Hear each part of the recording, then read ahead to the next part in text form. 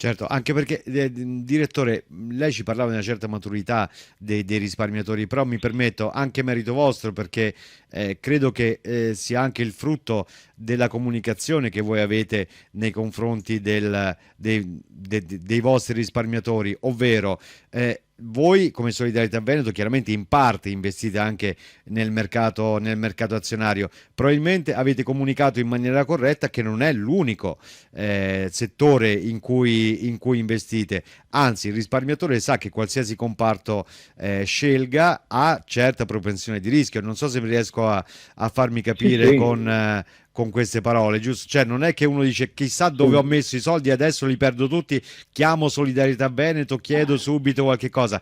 Mi deve perdonare, potrebbe essere. Questa è anche un po' educazione finanziaria, no? Che voi da tanto tempo, Sì. anche grazie a questa trasmissione, proponete. Sì, no, in effetti dobbiamo dire che anche questa trasmissione fa parte di uno stile che abbiamo da sempre cercato di adottare, che è quello di essere vicini agli iscritti, spiegare come vanno le cose, spiegare che magari anche quando i mercati vanno bene occorre avere un occhio rispetto al tema del rischio. Allora tante volte io mi sono sentito dire dagli iscritti, magari più timorosi, la famosa è meglio un punto di rendimento in meno quando le cose vanno bene per essere più protetti Chiaro. quando invece le cose vanno meno bene, perché ovviamente i mercati hanno evidentemente un andamento ciclico e la cosa non riguarda solo le azioni, riguarda in generale gli investimenti a 360 gradi, seppur con Mm. sfumature e con ritmi diversi. Allora, negli anni passati, magari quando i mercati tiravano, noi osservavamo che prodotti più esposti a rischio, più aggressivi rispetto a solidarietà, magari avevano anche delle performance migliori, però tutto sommato vedevamo che gli iscritti al fondo non è che andassero per forza di cose a insistere sul rischio per avere a tutti i costi quel 2-3% in più, chi lo sa, perché tutto sommato lo scopo di questo percorso di investimento non è quello di vincere tutte le battaglie a tutti i costi, ecco, se vogliamo, ma è Sì. quello di organizzare un percorso a lungo termine, ricordiamoci anche con quale obiettivo. L'obiettivo è la pensione, l'integrazione pensionistica. Quindi insomma, se un iscritto, un lavoratore ha approcciato l'investimento al fondo in questa maniera, probabilmente in questa fase si capisce che c'è del rischio, come lo capiamo noi, ma sa anche che è più protetto e che sta in un percorso di lungo termine, una strada lunga nella quale forse ci saranno delle buche ogni tanto, delle curve, dei rallentamenti, ma c'è un obiettivo e il percorso è disegnato su una mappa anche in modo chiaro, naturalmente.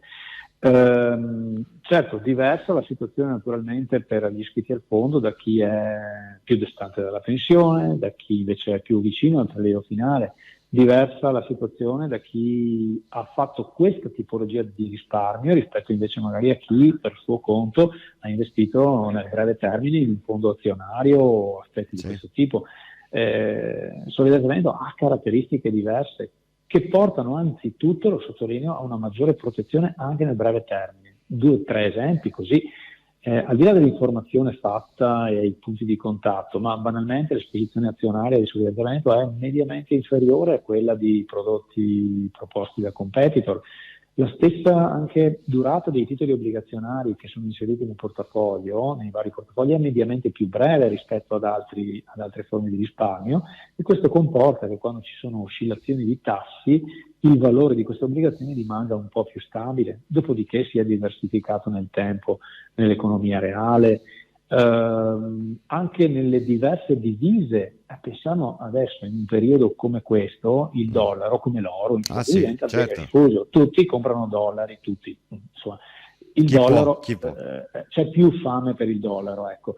Osservavo proprio in questi giorni il tasso di cambio che è ritornato a valori non tanto distanti da quelli che aveva toccato all'apice della crisi di Covid, quindi come in quel momento lì i mercati registravano paura e quindi l'investitore si rifugiava nel dollaro, la stessa cosa sta accadendo adesso. Allora se tu sei un fondo pensione che nello spettro dei possibili investimenti ha scelto anche i mercati quotati in dollari, hai un effetto benefico che ti compensa le riduzioni di valore. Ecco, vorrei poi sottolineare, forse è anche scontato, mica da oggi, ma storicamente il fondo non ha esposizione nei mercati nella Russia, che in questo momento è centro del vortice, nell'occhio Sì, del ciclone, certo, no? Quindi da certo. quel punto di vista, non per una scelta di oggi, ma per una questione legata alla sostenibilità dal punto di vista sociale degli investimenti di questo tipo, insomma, ecco, per cui anche da questo punto di vista mi sento di rassicurare i nostri iscritti. Avvertenza messaggio promozionale riguardante forme pensionistiche complementari.